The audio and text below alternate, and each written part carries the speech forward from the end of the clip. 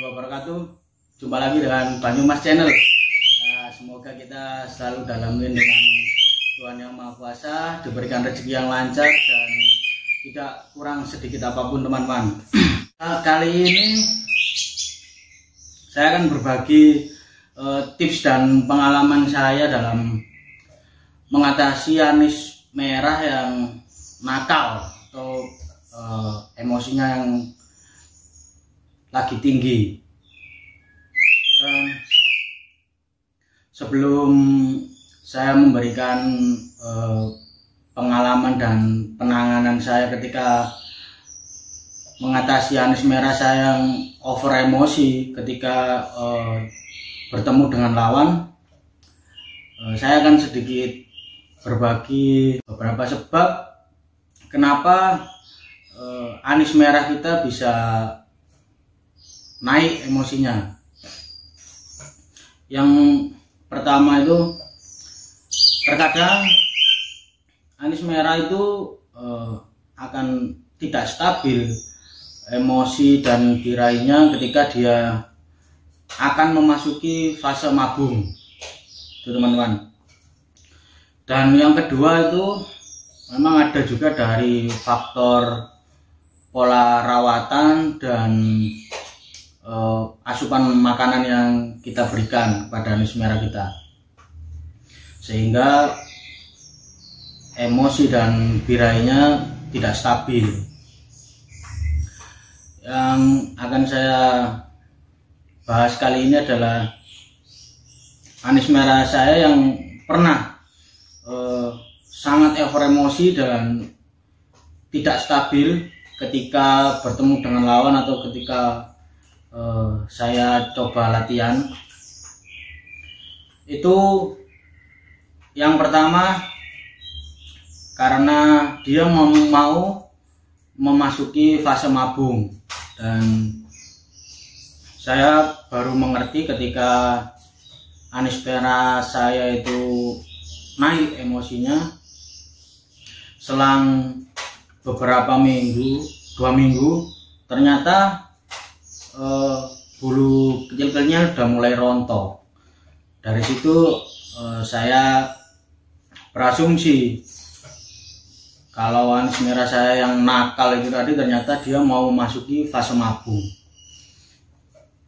Jadi sebelum saya ngerti kalau burung ini mau mabung, saya sudah memberikan pola rawatan agar emosinya turun. Dan salah satu rawatan yang saya terapkan waktu itu, karena saya rasa ini emosinya terlalu tinggi, akhirnya saya menambahkan porsi mandi. Dan setelah saya tambahkan porsi mandi yang biasanya hanya saya mandikan itu 1 minggu hanya 2 kali, saya menambahkan sampai 4 kali. Jadi biasanya saya memandikannya itu ketika hari Senin, Rabu, dan hari Sabtu. Terus karena dia emosinya tiba-tiba naik, tidak stabil, saya menambahkan porsi mandinya di hari Senin, Rabu, terus Jumat dan Sabtu. Karena biasanya kalau Minggu saya pakai lomba. Ya, tujuan saya agar birahinya dia lebih muncul dibanding emosinya. Terus untuk extra fooding juga waktu itu yang biasanya saya berikan jangkrik 2 ekor. Itu waktu saya menangani anis merah saya yang over emosi, saya kurangi, saya pangkas jadi 1 ekor. Dan buah, kalau buah kebetulan anis merah saya ini bukan pepaya untuk menurunkan dia birahi dan emosinya, tapi kebetulan dia ini emosi dan birahinya itu turun ketika saya berikan buah pir. Di waktu itu saya berikan buah pir. Nah, karena anis merah itu beda-beda, ada yang menggunakan pepaya untuk meredam emosi dan birahi, ada juga yang menggunakan mentimun dan lain-lain. tergantung burungnya masing-masing. Waktu itu saya menggunakan buah pir dan ternyata masih sama, emosinya juga masih tinggi dan makin tidak stabil. Dan akhirnya setelah saya mengetahui selang 2 minggu itu ternyata dia mau mabung. Ya sudah, ternyata dari situ saya simpulkan kenapa anis merah saya yang tiba-tiba over emosi itu kok sulit untuk turunnya, itu ternyata dia mau mabung. Jadi ya udah saya istirahatkan. Nah, penanganan yang tepat ya itu tadi, kita istirahatkan dan kita rawat sesuai dengan karakter burung kita masing-masing bagaimana ketika mabung. Jadi untuk teman-teman semua, sobat-sobat penghobi anis merah yang mengalami hal sama seperti saya, anis merahnya mengalami over emosi atau galak, ada baiknya untuk kita amati dulu. Memang tidak ada yang instan dalam merawat burung, itu tidak ada yang instan. Kita harus bersabar dan kita harus rajin terus memantau perkembangan burung kita. Bisa jadi anis merah teman-teman yang sedang mengalami over emosi itu dia mau masuk fase mabung. Dan bisa juga teman-teman anis merahnya yang lagi galak itu karena faktor extra fooding yang berlebihan. Entah misal jangkriknya yang berlebihan atau juga penjemuran yang berlebihan, itu juga pengaruh pada emosi burung. Jadi kalau memang burungnya itu mau memasuki fase mabung, ya udah kita istirahatkan saja, rawat seperti biasa. Nggak usah terlalu dipikir pusing-pusing dan dirawat neko-neko. Cukup kita rawat, istirahatkan di rumah, dirawat sewajarnya sesuai dengan perawatan harian, dan tunggu sampai kelar mabung baru kita setel ulang lagi. Dan bagi teman-teman yang mungkin burungnya anis merah itu galak karena over extra fooding, mungkin bisa dikurangi extra foodingnya dan bisa diimbangi dengan pemberian buah, entah itu buah pepaya, buah timun, atau buah yang sekiranya itu cocok untuk meredam birahi dan emosi anis merah kita masing-masing. Nah, jadi rawatan tetap konsisten, dan memang perawatan yang tidak stabil itu sangat mempengaruhi di birahi dan emosi burung kita. Contoh seperti halnya kita biasanya memberikan jangkrik 1 ekor satu hari, itu kita berikan 1 ekor entah tiap pagi atau tiap malam, itu burung sudah rajin gacor, stabil, dan pembawaan birahinya itu enak, enggak nakal. Ya berarti itu adalah settingan yang pas untuk burung kita, karena kan beda burung itu beda porsi extra foodingnya dan beda karakter.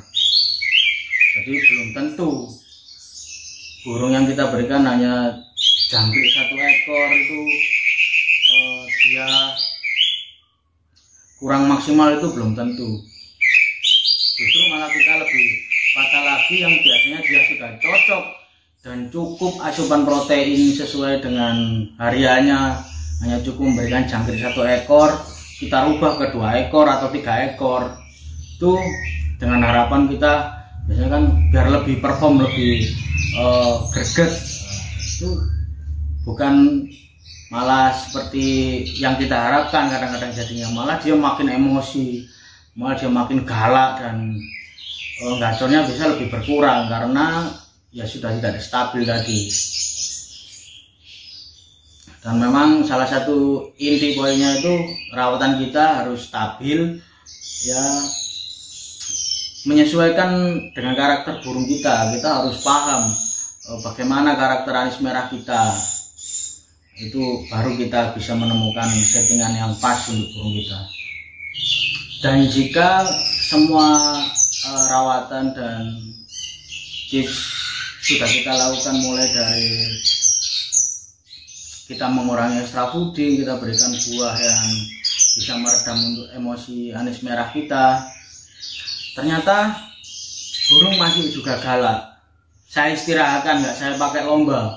Kalau burung yang sudah kita berikan terapi untuk mengurangi emosi tersebut tidak berhasil, saya istirahatkan burungnya. Jadi ya sudah, saya buat burung kicauan di rumah saja.